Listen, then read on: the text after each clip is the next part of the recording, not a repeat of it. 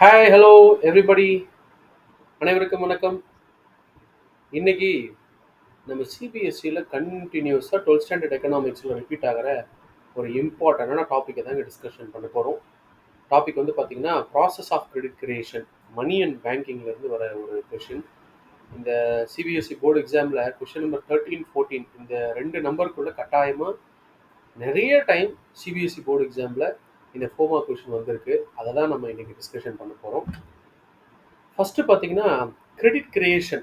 இந்த கிரெடிட் கிரியேஷனை நம்ம deposit creation, மணி creation அப்படின்னு கூட சொல்லலாம். ஸோ சப்போஸ் கொஷின்ஸ் வந்து அந்த மாதிரியும் வரலாம். ப்ராசஸ் ஆஃப் கிரெடிட் கிரியேஷன் வரலாம், ப்ராசஸ் ஆஃப் டெபாசிட் கிரியேஷன் வரலாம், அல்லது process of credit creation by commercial banks அப்படின்னு கூட வரலாம்.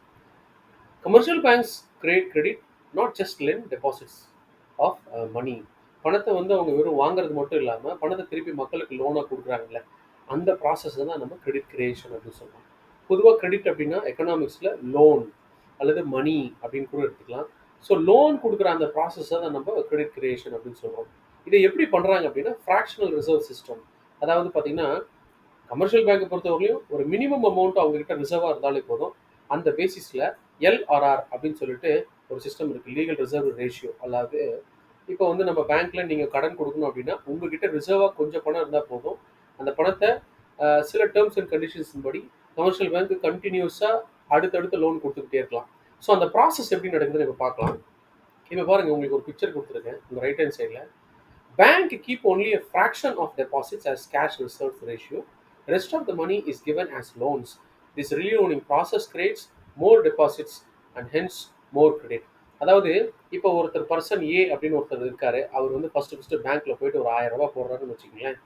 ஆர்பிஐடைய ரூல்ஸ் படி கொஞ்சம் பணம் பேங்க் கஸ்டடியில் ரிசர்வாக இருக்கணும். அதுக்கு பேர் நம்ம கேஷ் ரிசர்வ் ரேஷியோன்னு சொல்கிறோம். ஆக்சுவலாக எல்ஆர்ஆர் அப்படின்னு சொல்கிறோம்னா அதுக்குள்ள சிஆர்ஆரும் இருக்குது, எஸ்எல்ஆரும் இருக்குது. சிஆர்ஆர் என்னன்னா, ஒரு கமர்ஷியல் பேங்க் ஆர்பிஐ கிட்ட கேஷ் ஃபார்மில் வச்சுக்க வேண்டிய reserve, out of demand deposit. அதே போல் எஸ்எல்ஆர் அப்படின்னா it may be in other forms of liquid assets within the commercial bank itself. So CRR plus SLR தான் நம்ம எல்ஆர்ஆர் அப்படின்னு சொல்கிறோம். அப்போ இப்போ பாருங்கள், ஒருத்தர் வந்து மணியை போய் டெபாசிட் பண்ணுறாரு. அப்போ டெபாசிட் பண்ணும்போது அந்த டெபாசிட்டில் இருக்கிற பணத்தை வந்து நம்ம டிமாண்ட் டெபாசிட் அப்படின்னு சொல்லுவோம். டிமாண்ட் டெபாசிட்னா என்னென்னா, எப்போல்லாம் தேவையோ நம்ம போயிட்டு ஏடிஎம் கார்டை யூஸ் பண்ணியோ இல்லை கியூஆர் கோடை யூஸ் பண்ணி வித்ரா பண்ணுறோம்ல, அதுக்கு பேர் டிமாண்ட் டெபாசிட். நான் பணத்தை டெபாசிட் பண்ணேன்னா அந்த பணத்தை ஆர்பிஐ அவங்க சும்மா வச்சுக்கிறதுக்காக நம்ம கிட்ட இருந்து டெபாசிட்டை கலெக்ட் பண்ணல, அவங்க திருப்பி ரீலோனிங் பண்ணுவாங்க, கடன் கேட்டு வரவங்களுக்கு கடன் கொடுப்பாங்க. அதில் இன்ட்ரெஸ்டிங் ஃபேக்ட் என்னென்னா, திருப்பி கடன் கொடுக்கும்போது அவங்க கேஷாக கடன் கொடுக்கறதில்ல, அது அவங்க அக்கௌண்ட்டுக்கு ட்ரான்ஸ்ஃபர் ஆகுது. அப்போ அக்கௌண்ட்டுக்கு ட்ரான்ஸ்ஃபர் ஆகுறதுன்னா என்னென்னா, அவங்களுக்குன்னு ஒரு லோன் அக்கௌண்ட் ஓப்பன் பண்ணுறாங்க. அப்போ மறுபடியும் அந்த கடன் வாங்குறாருல ஒருத்தர், அப்போ அவர் வந்து அவர் அக்கௌண்ட்டில் ஒரு டெபாசிட்டாக அது கிரியேட் ஆகுது. Again it comes as a fresh deposit. So first ஒரு பேங்க்கில் ஒருத்தர் கொண்டு போயிட்டு காசு போட்டார், அது ப்ரைமரி டெபாசிட். அதுலேருந்து கண்டினியூஸாக செயின் ரியாக்ஷன் மாதிரி அடுத்தடுத்து பேங்க் வந்து பார்த்தீங்கன்னா கடன் கொடுத்துட்டே இருக்காங்க. கடனை காசாக கொடுக்கல, பேங்க்கில் ட்ரான்ஸ்ஃபர் ஆகுது, அதுக்காக ஒரு புது அக்கௌண்ட் ஓப்பன் பண்ணுறாங்க. இந்த ஃபஸ்ட்டு ப்ராசஸ்க்கு அப்புறம் அதுக்கு பின்னாடி ஓப்பன் ஆகிற எல்லா டிமாண்ட் டெபாசிட் அக்கௌண்ட்டுமே செகண்டரி டெபாசிட் அப்படின்னு சொல்லுவோம். இப்போ பாருங்க, ஒரு அசம்ஷனுக்கு 1000 rupees ஒருத்தர் டெபாசிட் பண்ணுறாரு. அங்கே எல்ஆர்ஆர் அல்லது சிஆர்ஆர்னு சொல்லலாம். இந்த எல்ஆர்ஆர் வந்து நீங்கள் சிஆர்ஆர்னு சொல்லலாம். ஸோ 20% இருக்குது அப்படின்னா அப்போ 80% திருப்பி அவங்க வந்து மறுபடியும் கடனாக கொடுக்கலாம் அப்படின்றது அதுக்கு மீனிங்கு. ரைட். இங்கே ஒரு அசம்ஷனாக நோ லீக்கேஜஸ் இந்த பேங்க் சிஸ்டம். அதாவது மக்கள் பணத்தை சேமிக்கிறத விட அவங்க கையில் வச்சுக்கிறத விட கொண்டாந்து பேங்க்கில் டெபாசிட் பண்ணுறாங்க அப்படின்னு கற்பனைக்கு வச்சுக்கணும். ரைட். அப்போ இந்த கிரெடிட் கிரியேஷன் இந்த ஒரு பிக்சர்லேயே நீங்கள் ஈஸியாக புரிஞ்சிக்க முடியும். இப்போ பார்த்தீங்கன்னா ஒருத்தர் பணத்தை எடுத்துகிட்டு பேங்க்குக்கு போகிறாரு, அதை டெபாசிட் பண்ணுறாரு. டெபாசிட் பண்ணிவிட்டு அவர் பாட்டு கிளம்பி போயிடுறாரு. அப்போ அவருக்கு எப்பப்பெல்லாம் தேவையோ அவர் ஏடிஎம்லேருந்து அந்த காசை எடுக்க போகிறாரு. அதுதான் நம்ம டிமாண்ட் டெபாசிட் அப்படின்னு சொல்கிறோம். ஆனால் இந்த சூழ்நிலையில் இன்னொருத்தர் என்ன பண்ணுறாரு, கடன் கேட்டு வராரு. அப்போ ஏற்கனவே பேங்க் கிட்ட காசு இருக்கா? ஆனால் இப்போ நான் 1000 ரூபாய் டெபாசிட் பண்ணியிருக்கேன், அந்த பேங்க் 1000 ரூபாயும் கடனாக கொடுக்க முடியாது. எல்ஆர்ஆர் ரூல்ஸ் இருக்கா? ஆர்பிஐயின் விதியின்படி கொஞ்சம் பணத்தை கையில் வச்சுக்கணுமா, அப்போ பாக்கி பணத்தை கொடுக்கலாமா? அப்போது எல்ஆர்ஆர் 20%ன்னு வச்சுக்கோங்களேன் ரிசர்வ் ரேஷியோ. அப்போ பாக்கி 80% கொடுக்கலாமா? இப்போ இன்னொருத்தர் கடன் கேட்டு வராருல்ல, அப்போ அவர் அக்கௌண்ட்டில் இந்த பேங்க் ஆஃபீஸர் என்ன பண்ணுவார்னா கடன் பணத்தை மாற்றி விட்டுருவாரு. அப்புறம் இவர் போயிட்டு பேங்க்லேருந்து அந்த பணத்தை வித்ரா பண்ணிக்குவார். இவர் எவ்வளோ வித்ரா பண்ணுவார்? 800 rupees. ஸோ அப்போ இந்த கமர்ஷியல் பேங்க் கணக்குப்படி புதுசாக ஒரு அக்கௌண்ட்டில் ஒரு 800 வந்திருக்குன்னு கணக்கில் வச்சுக்கலாம். அப்போ இது என்ன ஆகும் அப்படின்னா, தொடர்ச்சியாக அந்த 800ல் இன்னொரு 160 rupees ரிசர்வ் அப்படின்னா 640 rupeesனு அடுத்த ரவுண்ட் ஆஃப் கிரெடிட் கிரியேஷன் போய்கிட்டே இருக்கும்.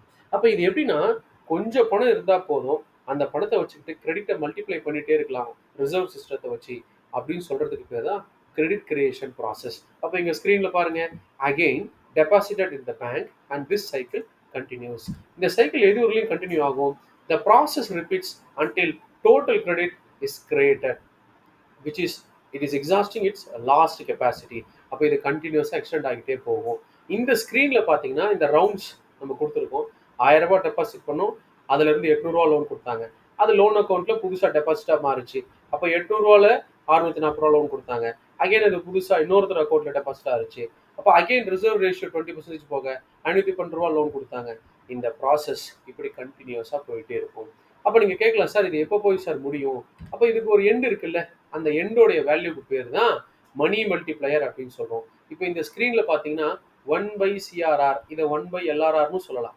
இந்த 1/CRR வேல்யூ தான் மணி மல்டிப்ளையர். மணி மல்டிப்ளையர்னா என்ன?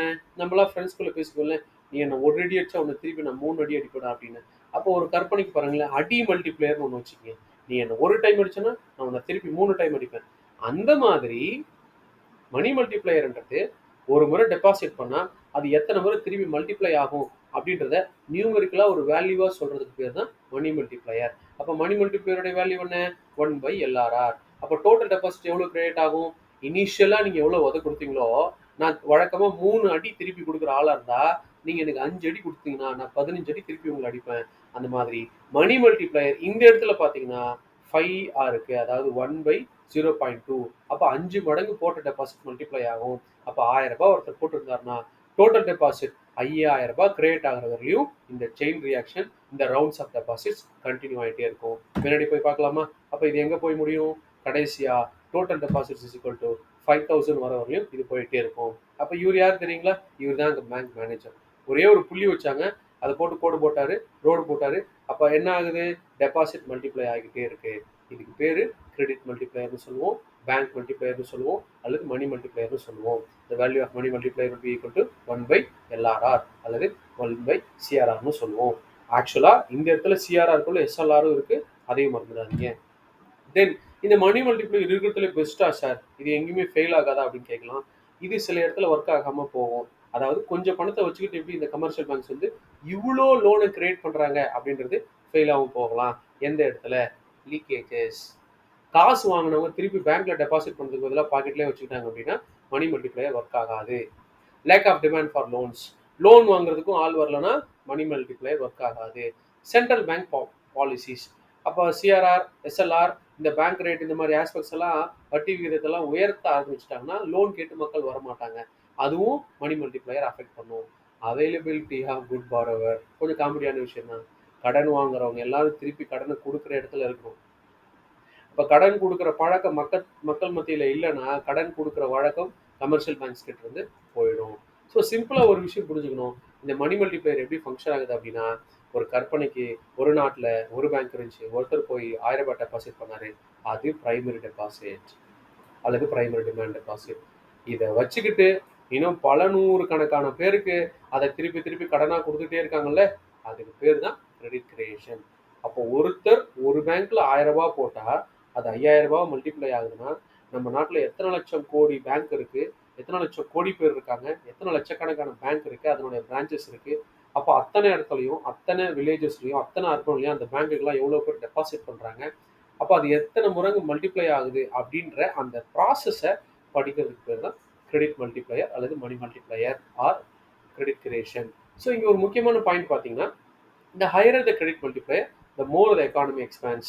But the creation of credit is heavily controlled by RBI based on the economic conditions. So இது ஒரு ஷார்ட் வீடியோ தான், ரைட்? இப்போ உங்களுக்கு தோணலாம், சார் இது வந்து ஓகே, எனக்கு இந்த டாபிக் போடுங்க, இதை பற்றி ஏதாவது ஒரு ஷார்ட்கட்டில் எனக்கு சொல்லித்தாங்க, எனக்கு இது வந்து அப்பப்போ மறந்து போயிடுது, இல்லை எனக்கு இது புரியல அப்படின்னு உங்களுக்கு எதனா டாபிக் இருந்துச்சுன்னா அதை நம்ம கமெண்ட் பாக்ஸில் கமெண்ட் பண்ணுங்கள். குறிப்பாக அது 10th ஸ்டாண்டர்ட் சோஷியல் சயின்ஸாக இருக்கலாம் அல்லது 12th ஸ்டாண்டர்ட் எக்கனாமிக்ஸாக இருக்கலாம்.